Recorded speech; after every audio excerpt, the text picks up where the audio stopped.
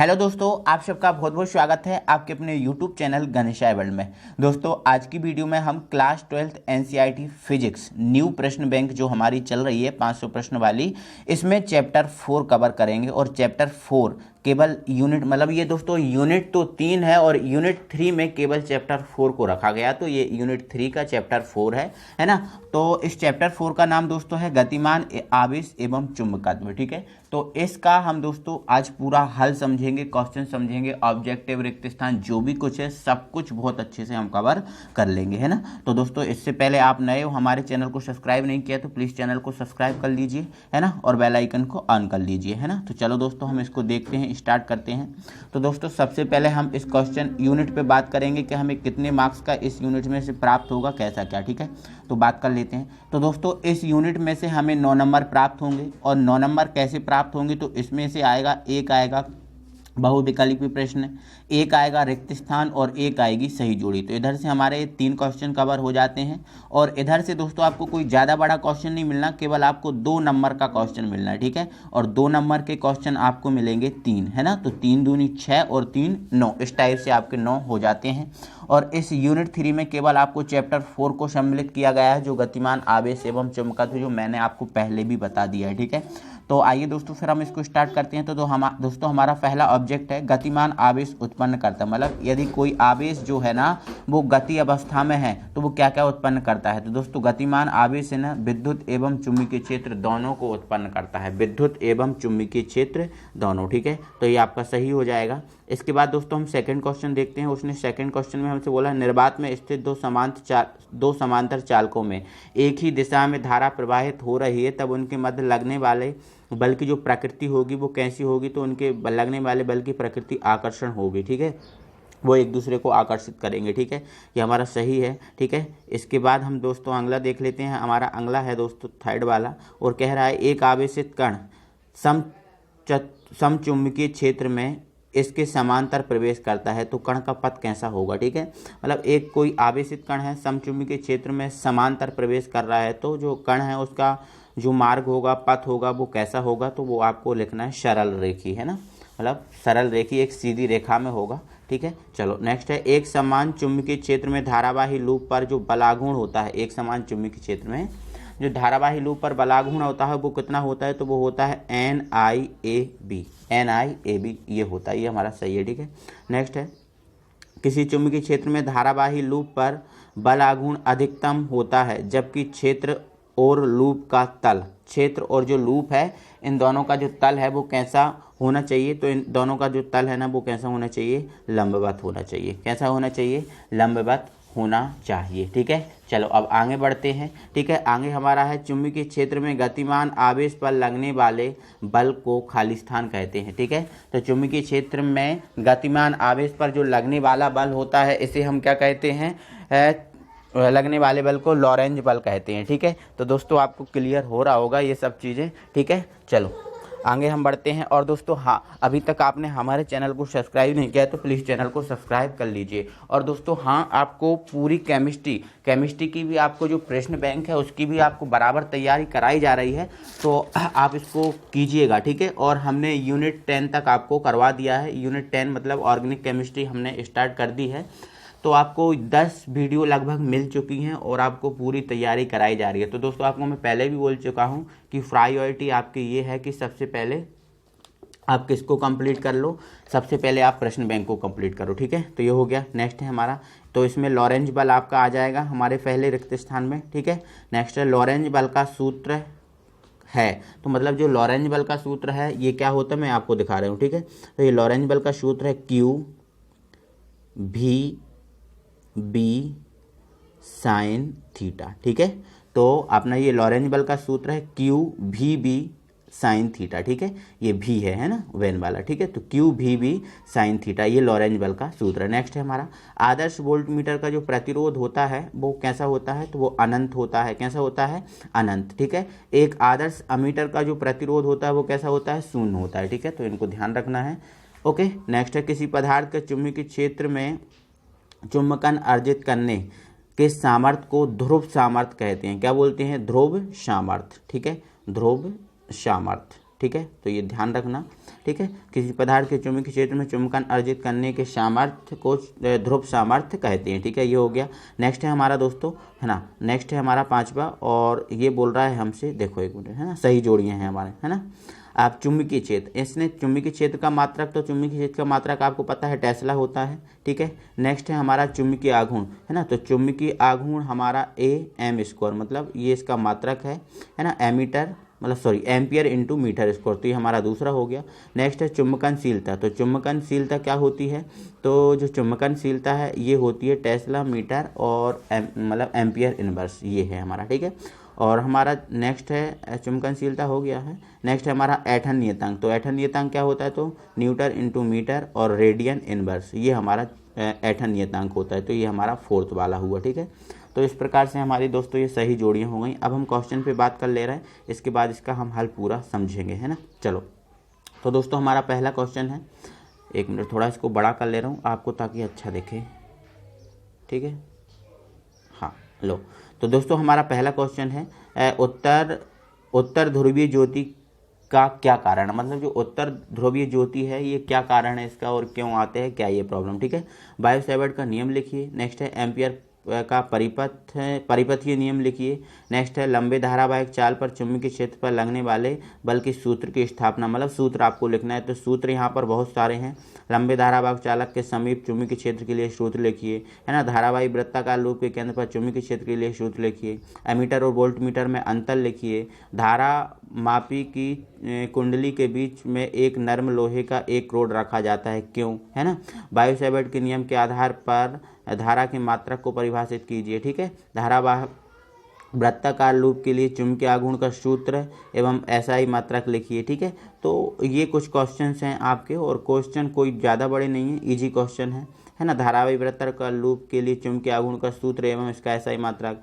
Shunt क्या है, इसका उपयोग लिखिए। नेक्स्ट है चुंबकीय क्षेत्र रेखाओं के गुण लिखिए। ठीक है, तो ये कुछ क्वेश्चन हैं आपके, कोई ज़्यादा मतलब ऐसे क्वेश्चन नहीं है कि, है ना, बाकी आपको आना चाहिए, है ना। अब जब याद रखोगे आएंगे आपको बनेगा तब तो आप याद रख पाओगे उनको। ठीक है, चलो, तो ये हमारा पूरा हो गया। अब हम जरा जल्दी से क्वेश्चन पे बात कर लेते हैं। ठीक है, ताकि वीडियो लंबी ना हो और आपको कोई प्रॉब्लम ना हो। ठीक है, चलो, तो हमारा दोस्तों पहला क्वेश्चन है बायो-सैवर्ट का नियम लिखिए। ठीक है, अब दोस्तों यदि हम आपसे कहें बायो-सैवर्ट का नियम लिखो, तो बायो-सैवर्ट तो आपका नियम बहुत बड़ा हो जाएगा और 2 नंबर का है ना, तो इतना थोड़ी आपको करना है। ठीक है, तो बहुत बड़ा हो जाएगा और 2 नंबर का, तो इसमें आपको क्या लिखना है, देखो मैं आपको तरीके से बता रहा हूँ। ठीक है, बायो तथा सावर्ट नामक वैज्ञानिक ने किसी धारावाही चालक के अल्पांश भाग से उत्पन्न चुंबकीय क्षेत्र की तीव्रता ज्ञात करने के लिए एक नियम दिया जिसे बायो-सैवर्ट का नियम कहते हैं। बस इतना आपको लिखना है। ठीक है, अब इस नियम के अनुसार, तो इस नियम के अनुसार अगर हम फाइनली देखें तो इस नियम के अनुसार ये होता है। ठीक है, फाइनली अगर हम देखें इस नियम के अनुसार,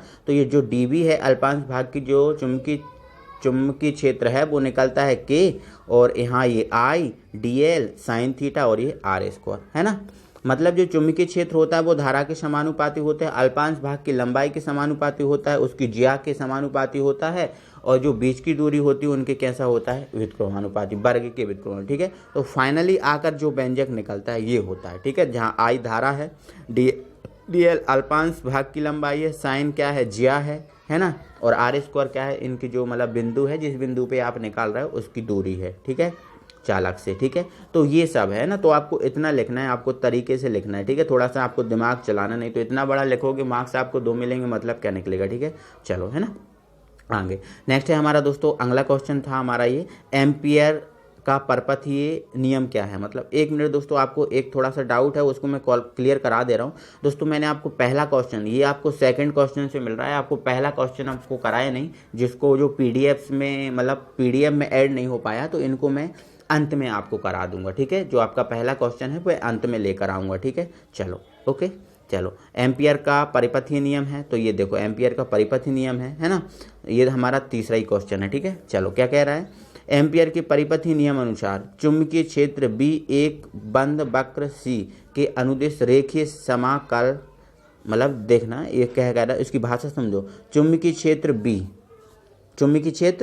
B का एक बंद वक्र C के अनुदिशीय जो समाकलन होता है, या समाकलन लिख दो आप, समाकलन लिख देना, समाकल लिखा है समाकलन, वक्र द्वारा परिबद्ध कुल धारा I का म्यू जीरो गुना होता है। I का क्या होता है? म्यू जीरो गुना। देखो अब इससे हम निकालते, ठीक है, चुंबकीय क्षेत्र B का है ना, तो ये लिख लिया हमने B, है ना। वक्र C के अनुदिशीय है ना, समाकलन, समाकलन मतलब ये वाला साइन है ना, और टोटल समाकलन है तो C के अनुदिश तो ये लिख दिए, ठीक है।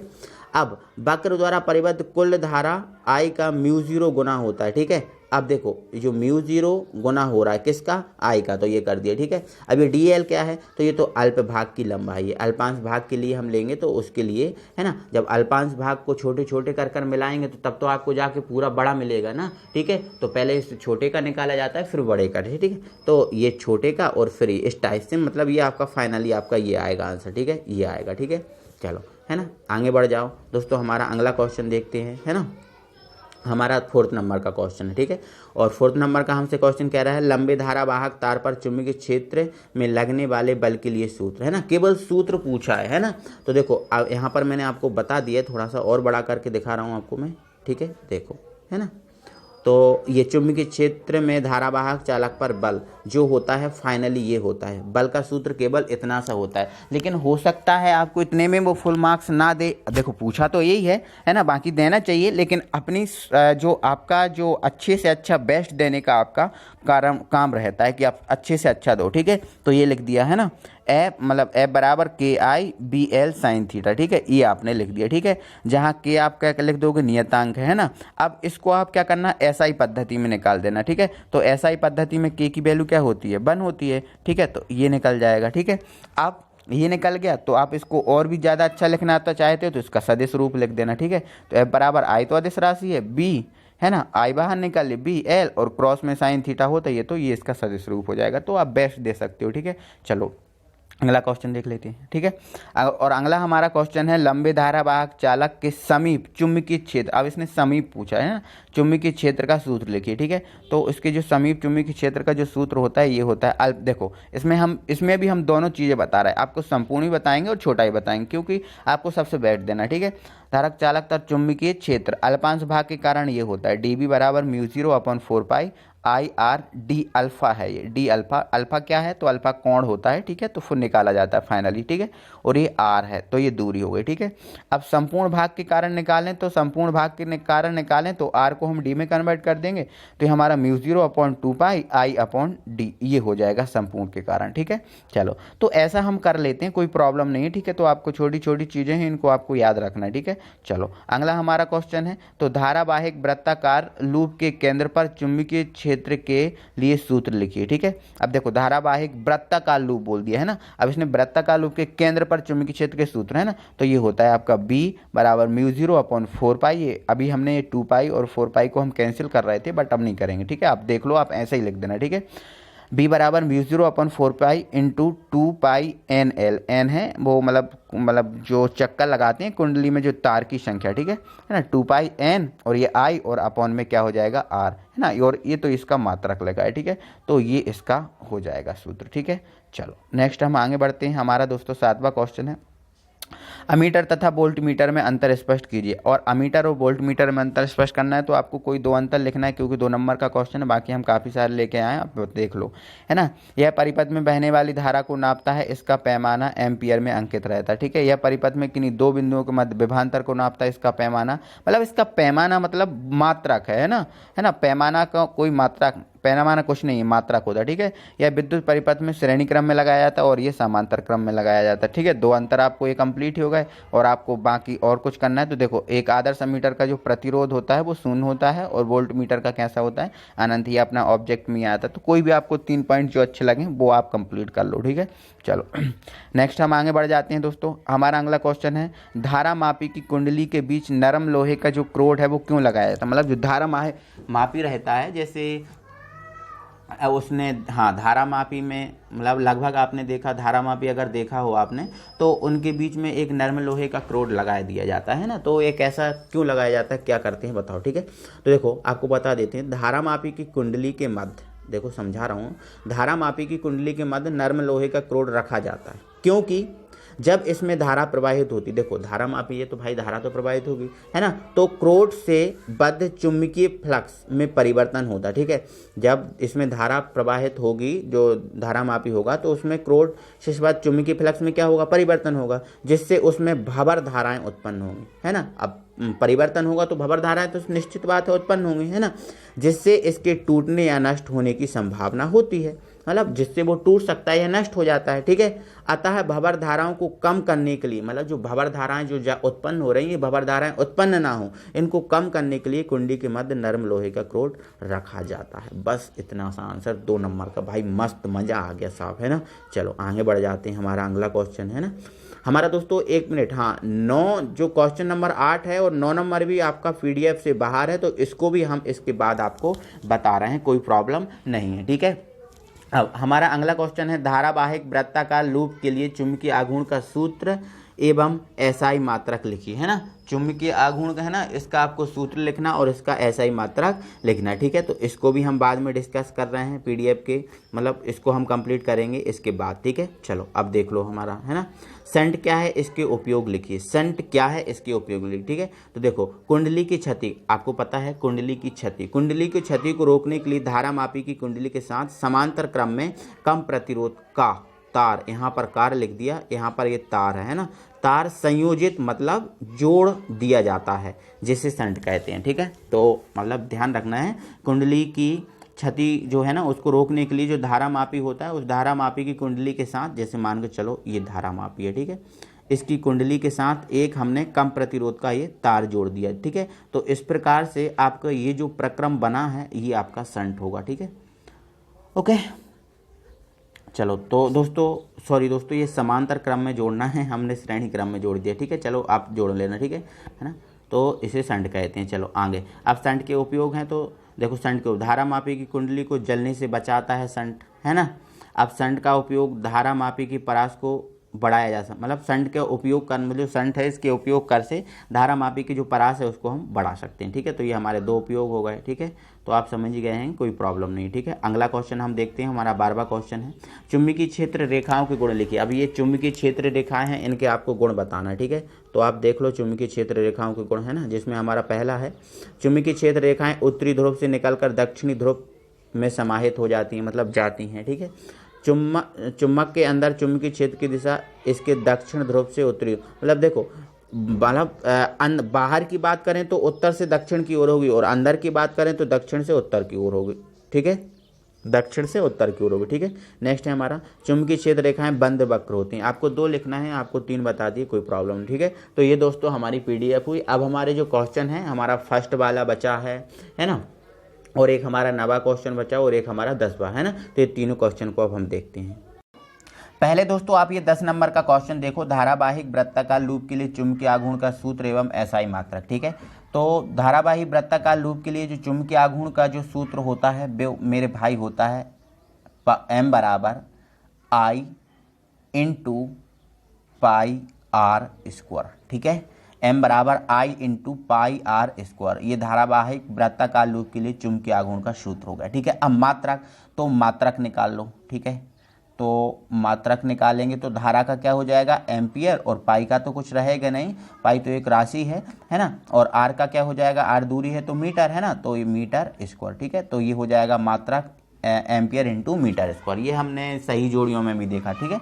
दोनों ही चीज़ बतानी थी, है ना। तो ये इसका सूत्र हो गया चुंबकीय आघूर्ण का, M बराबर I into pi R square, और ये इसका मात्रक हो गया, ठीक है। अब हम पहला और मतलब 9वां क्वेश्चन देखते हैं।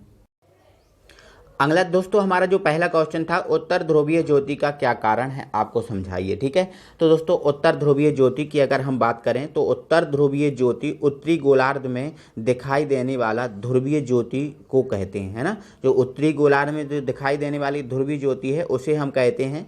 सामान्यतः यह ज्योति उत्तरी अमेरिका एवं यूरोप के उत्तरी भागों में उच्चावच अक्षांशीय क्षेत्रों में दिखाई पड़ती है, ठीक है। उत्तरी अक्षांशों की ध्रुवीय ज्योति को सिमोरी ज्योति या उत्तरी ध्रुवीय ज्योति कहा जाता है। बस आपको इतना लिखना है और इसमें कुछ ज़्यादा नहीं लिखना है, ठीक है। तो आप समझ गए होंगे। चलो अब हम देख लेते हैं दोस्तों हमारा 9वां क्वेश्चन। तो दोस्तों हमारा ये नवा क्वेश्चन था, बायो-सैवर्ट नियम के अनुसार धारा के मात्रक को परिभाषित कीजिए, ये था। ठीक है, तो अभी मैं समझा रहा हूँ, आपको कितना लिखना है वो भी आपको बताऊंगा। ठीक है, तो दोस्तों पैसे तो आपको पता है धारा का मात्रक एम्पियर है। धारा का मात्रक क्या है? एम्पियर। दोस्तों आपको एक बात और बता रहा हूँ, क्वेश्चन में भी थोड़ा सा मिसप्रिंट है ना। देखो क्वेश्चन बस ऐसा होना चाहिए, बायो-सैवर्ट के नियम के आधार पर धारा को परिभाषित कीजिए, लेकिन इसने बोला धारा के मात्रक को परिभाषित कीजिए, बट ऐसा नहीं हो सकता, ऐसा नहीं आएगा। ठीक है, बट आ भी जाए तो मैं आपको जो बता रहा हूँ आपको वही उसी टाइप से आपको लिखना है। ठीक है, देखो तो धारा का मात्रक मेरे भाई एम्पियर होता है। ठीक है, और पहले अभी समझा रहा हूँ है ना। और जो बायो-सैवर्ट का नियम ये होता है dV बराबर μ0/4π, लेकिन उसकी जगह 10⁻⁷ क्या लिखा है? -7 लिखा है। ठीक है, तो 10⁻⁷ IDL sin θ/r², ये हमने पढ़ के रखा है। ठीक है, ये होता है, ये इसका मात्रक है। ठीक है, अब यदि जो आपका देखो हमें क्या करना है, इसके आधार पर धारा की परिभाषा निकालना है ना, आई की परिभाषा निकालना है ना। तो देखो आप समझ लो अब थोड़ा सा। ठीक है, हम क्या कर रहे हैं दोस्तों, इसमें जो आपका देखो परिभाषा निकालना है तो हमें आई बचाना है। क्या बचाना है? आई। ठीक है, तो देखो यहाँ पर आई जो DL है, जो आपका छोटा सा DL है, इसकी जगह हमने रख दिया 1 मीटर है ना। साइन थीटा बराबर रख दिया 1 है ना, और मतलब और थीटा बराबर 90 भी रखेंगे तो कोई दिक्कत नहीं। ठीक है, तो आपने साइन थीटा बराबर क्या रख दिया? 1, क्योंकि थीटा बराबर हम 90 रखा तो साइन 90 की वैल्यू 1 होती। ठीक है, और आर की वैल्यू हमने रख दी 1। ठीक है, तो जब ऐसा हम करेंगे तो हमें dB बराबर कितना मिलेगा? 10⁻⁷ 10⁻⁷ N/एम्पियर इंटू मीटर, जो कि आपका होता है टेस्ला। ठीक है, मतलब इस यूनिट को पूरी हटा दिया जाए तो इसकी जगह क्या मिल जाएगा आपको? टेस्ला टी, है ना। तो जो धारा है, धारा मतलब 1 एम्पियर की प्राप्त होगी। अगर मतलब इतना सब रख दिया जाए तो हमें धारा कितनी एम्पियर की प्राप्त होगी? 1 एम्पियर की धारा प्राप्त होगी। 1 एम्पियर की धारा प्राप्त होगी अगर ऐसी वैल्यू को हमने पुट कर दिया जाए। ठीक है, तो अब हम इसको, अब देखो ये तो हम केवल आपको समझा रहे हैं, बट ये आपको चीज़ नहीं लिखना, ये केवल हमने समझाने के लिए। ठीक है, आपको लिखना कहाँ से? आपको लिखना है अतः से। ठीक है, अतः 1 एम्पियर धारा का वह मान जिसे 1 मीटर त्रिज्या, 1 मीटर ही त्रिज्या नहीं ली ना हमने, आर की वैल्यू कितनी रखी? 1। ठीक है, जिसे 1 मीटर त्रिज्या के 1 मीटर लंबे, 1 मीटर लंबे मतलब DL भी हमने कितना लिया? 1 मीटर। ठीक है, लंबे चाप में प्रवाहित करने पर चाप के केंद्र पर 10⁻⁷ इतनी, बस ये हटा देना, यहाँ इसकी जगह टेस्ला लिख देना। ठीक है, 10⁻⁷ टेस्ला तीव्रता का चुंबकीय क्षेत्र उत्पन्न होता है। 10⁻⁷ टेस्ला का चुंबकीय क्षेत्र है ना उत्पन्न होता है। ठीक है, तो ये आप समझ लें। ठीक है, तो आप समझ गए ना। अतः 1 एम्पियर धारा का मान, मतलब धारा का वह मान है जिसे 1 मीटर त्रिज्या के 1 मीटर लंबे चाप में प्रवाहित करने पर चाप के केंद्र पर 10⁻⁷ टेस्ला तीव्रता का चुंबकीय क्षेत्र उत्पन्न होता है। बस ये आपकी परिभाषा होगी। ठीक है, तो ये दोस्तों आपकी PDF कंप्लीट हुई। आई होप कि आपको समझ में आया होगा, अच्छा लगा होगा। ठीक है, तो फिर दोस्तों मिलते हैं अगली वीडियो में, तब तक के लिए थैंक यू वेरी मच।